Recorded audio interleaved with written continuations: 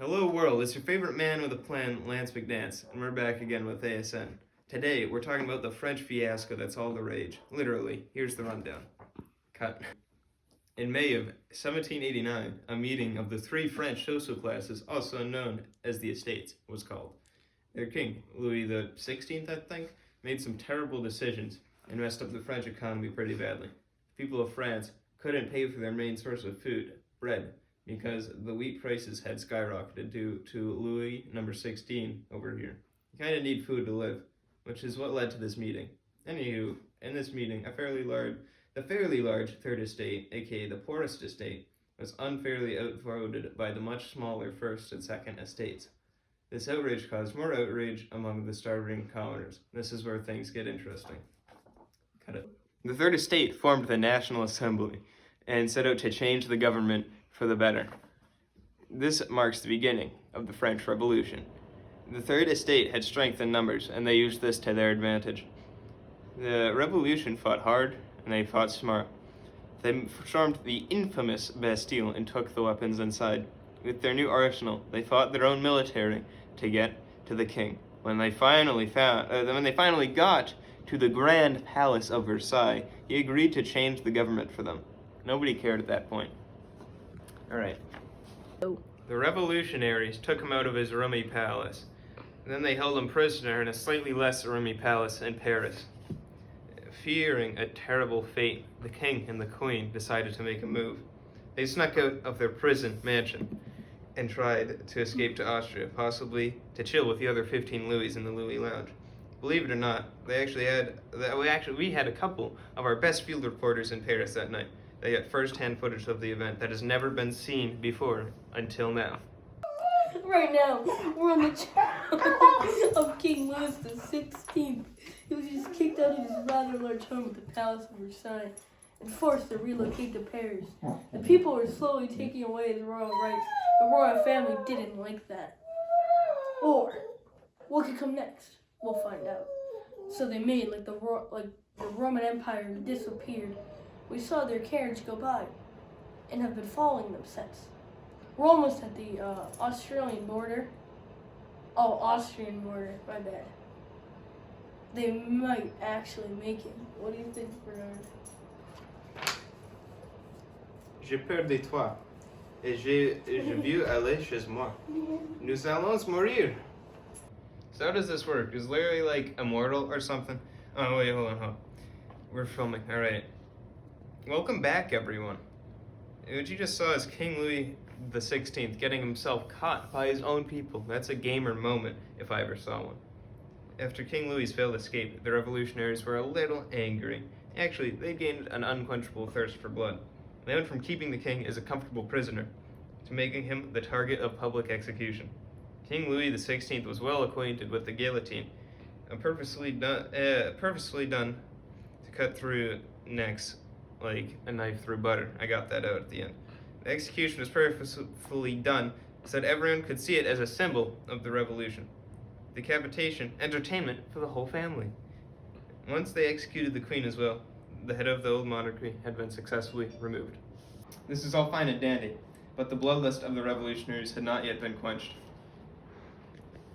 A fine fellow by the name of Maximilien Robespierre came into the light. He'd been an influencer of the French Revolution from the start and seemed like a pretty chill dude. That is until he went completely wacko. This man's going insane. The old National Assembly of the French Revolution began to fall apart, and Robespierre wasn't really helping. A new force called the Committee of Public Safety was made to protect France from internal and external forces. It didn't do any of that.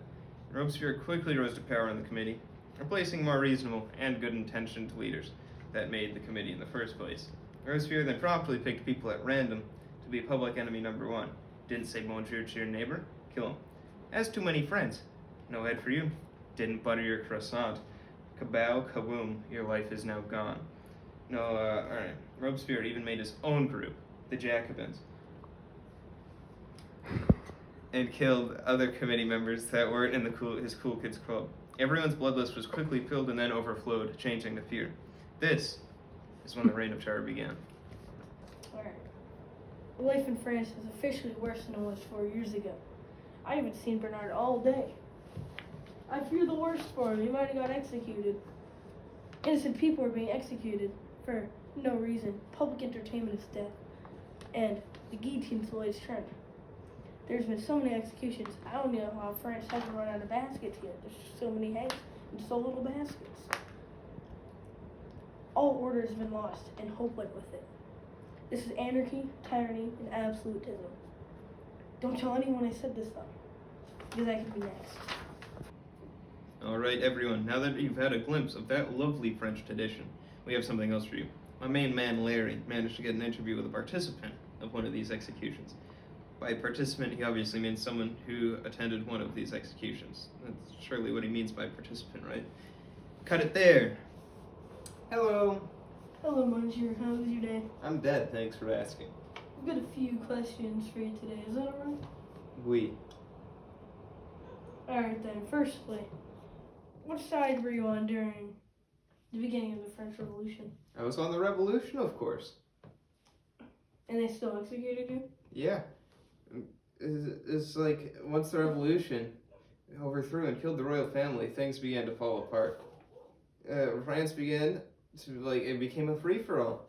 The dudes that are running the show now, like Robespierre, they're taking this revolution way too far. However, if you say that, they'll probably kill you. Actually, they'll probably kill you too anyway. And anybody is probably, anyone is a possible traitor to France to them.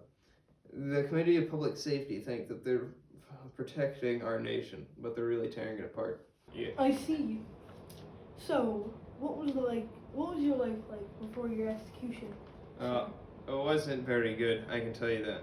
There's this constant tension felt by everyone. Not only were there's like an uncountable amount of public executions being carried out by Robespierre and the Jacobins, but they repressed our rights as well. The grand mission to seek out and eliminate any enemies of France ended up harming actual French citizens more than these famed opposers of our nation. Wasn't there some sort of war going on as well? Of course, there was. Austria and some other neighboring countries didn't want the revolution to spread over to them, so they threatened the revolutionaries and us, of course. The revolutionaries didn't want to be attacked first, so they declared war. This internal fighting, plus the now engaged wars, along with the fact that nobody ended up addressing our economic issues. Life for the past couple of years wasn't great. Death hasn't been any better, if you get my point. These executions used to be a symbol of victory over our enemies, but now they're just symbols of fear.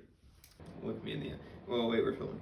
It's not by chance that Lance McDance is back in France to please the fans. You just watched an interview showing you what it was like for the citizens living during the reign of terror in France. France was like this for around a year, which is a long time to be living like that. However, karma always gets through in the end. How so? I'll let Larry explain this one for you. Ladies and gentlemen, something crazy happened here in France. Advocate of the French Revolution turned radical revolutionary and autocratic leader Maximilien Robespierre is finally being brought to justice. The military realized that his ideas were only destroying the country and they went away from him. Finally, he was found with a bullet wound to the jaw in a mess of a room. He was brought to the guillotine shortly after. It's quite ironic, actually. I'm currently at the execution, and it looks like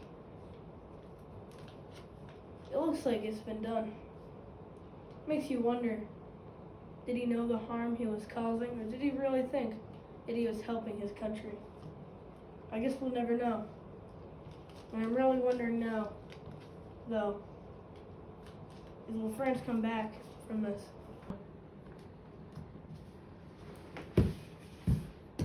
With how history played out, that question isn't so easily answered. Did it come back? Of course. Did it come back for long? Not really.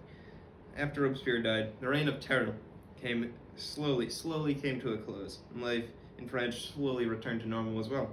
However, normal for France was a faulty economy, a weak government, so it wasn't really happily ever after. It is, until one man acted. He was short, stubborn, and spunky, and his name was Napoleon Bonaparte. In its broken state after the Reign of Terror, the most powerful thing in France was its military, which was led by none other than Napoleon.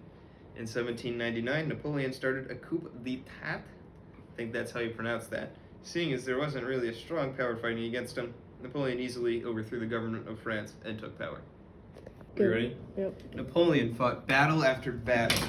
He went from simple fights for revenge to him conquering most of Europe, literally like early World War II. Eventually, however, he began to lose against the likes of Britain and Russia. The public opinion of him began to decline as well, just like Robespierre. In 1814, Bonaparte was officially defeated by the Allies, and he was exiled to an island off the coast of Italy, known as Elba. However, he managed to escape. He literally ran off this island and returned to France and took back his power. Less than a year later, he lost it again because of the Allied forces. He was monumentally defeated for the second and last time. He was exiled to an island off the coast of nowhere, in the middle of the Atlantic Ocean. That's where he spent the rest of his days. It's here where Larry found Napoleon for one last interview. Guys, it's me, the new Larry, Larry's brother, also known as Larry. And I'm here with our boy, Napoleon. Hola, ¿cómo está? Long language. Oh no, it's Francis. Napoleon Bonaparte, famed leader turned exile, turned leader turned exile. How are you on this fine evening? I'm tired. I've been through so much fighting in my life. And yes, I'm here. On a tropical beach with a beautiful sunset and a party lounge. Like, literally right over there to sleep in. Is that the Louis Lounge, like, by the way? No, I'm stuck far from France. My wife and my son have fled to Austria. The House of Bourbon has returned to power. It's like the whole revolution was for nothing. That's an exaggeration. I mean, it was going pretty well until that Robespierre guy started the Reign of Terror. He just wanted the best for France. Like me, when you gain power, you lose your way. You made bad decisions and not much thought. That's what happened to me as well, because I got carried away. I just wanted the best for my nation. I hold this dear. That's deep. I never would have ended up here if it weren't for the Medal of English. I'm out. Alright, folks, that's it for the French Revolution. I've got to escape this island before he gets mad and takes revenge on me. Au revoir, mes amis. Oh!